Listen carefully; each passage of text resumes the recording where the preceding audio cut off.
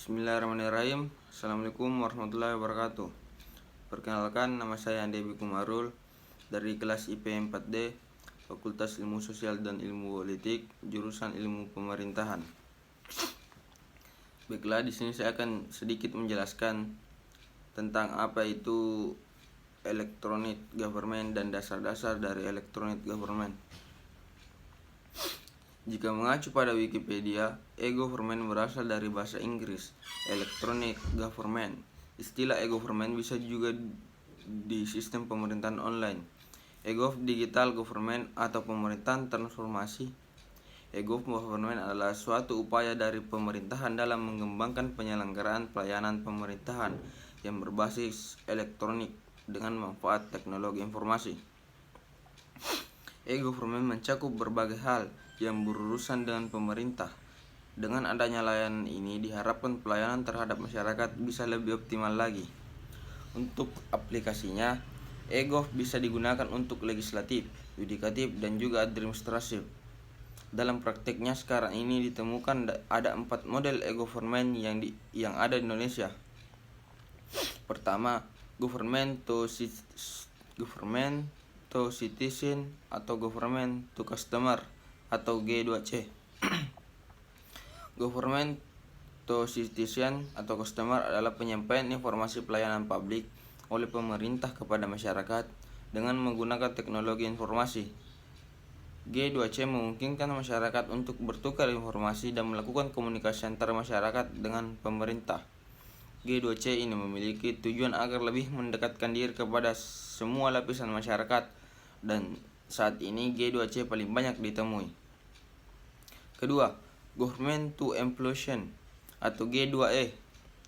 Tidak hanya kepada masyarakat, government juga melayani lebih spesifik kepada para pegawai atau karyawan. Tujuannya agar memberikan pelayanan dan kenyamanan terhadap para pegawai dan karyawan. Beberapa layanan G2E antara lain.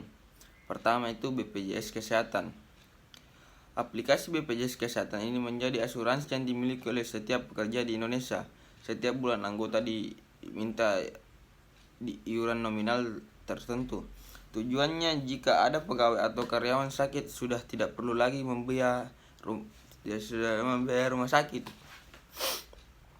Semua sudah di cover dengan BPJS Kesehatan. Kedua, BPJS Ketenagakerjaan. Aplikasi BPJS Ketenagakerjaan ini memberikan fasilitas kepada semua anggota untuk jaminan hari tua. Setiap bulan per anggota dimintai potongan iuran beberapa persen dari gaji pokok. Nantinya saldo yang terkumpulkan dalam akun BPJS akan diakumulasikan sehingga bisa diambil setelah tidak bekerja atau pensiun. Government ketiga ialah government to business atau G2B. Model government yang ketiga adalah government to business. Pemerintah sudah selayaknya membangun lingkungan bisnis dan kondusif dalam suatu negara atau para pelaku industri agar bisa aman dan nyaman dalam menjalankan bisnis mereka. Para pelaku bisnis akan banyak berinteraksi dengan pemerintahan. Untuk itu perlu dibuat hubungan yang baik antara keduanya. 4. Government to government atau G2G. Terakhir, model e-government yang keempat adalah government to government. Komunikasi dan pertukaran informasi yang dilakukan agar departemen atau lembaga pemerintahan satu sama lainnya. Dalam penerapannya, e-government pasti memiliki kelebihan dan kekurangannya masing-masing. Kelebihan e-government: pertama, untuk memperbaiki kualitas layanan dan pemerintah kepada semua pihak yang membutuhkan hubungan dengan pemerintahan. Kedua, meningkatkan transparansi, kontrol atau akuntabilitas para penyelenggaraan negara dalam rangka menerapkan pemerintahan yang bersih, bebas dari tindak pidana. Mengurangi biaya administrasi, relasi dan interaksi yang dilakukan untuk pengurusan berbagai hal yang ada kaitannya dengan pemerintahan. Pelayanan servis kepada masyarakat bisa online tanpa harus menunggu jam buka kantor. Hubungan pemerintah dengan masyarakat, pekerja, dan pelaku bisnis bisa lebih baik dengan adanya transparansi. Pelayanan pemerintahan bisa lebih efisien. Terakhir, mewujudkan good corporate governance. Adapun kekurangan electronic government yaitu budaya berbasis informasi dalam pemerintahan masih jarang. Banyak para oknum yang memanfaatkan kesempatan dengan mempersulit dalam mendapatkan informasi. Budaya dokumentasi belum lazim dilakukan oleh aparat pemerintahan. Padahal untuk serba-serba online, sekarang ini semua dokumentasi sudah berbentuk digital, bukan lagi berbentuk fisik yang memakan banyak ruang.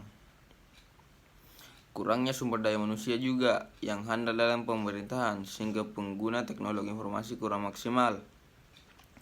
Tempat akses informasi yang terbatas sehingga masyarakat tidak tahu dengan adanya government, masih mahalnya biaya untuk membangun infrastruktur online.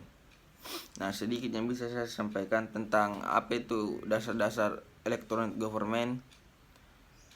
Kurang dan lebihnya, assalamualaikum warahmatullahi wabarakatuh.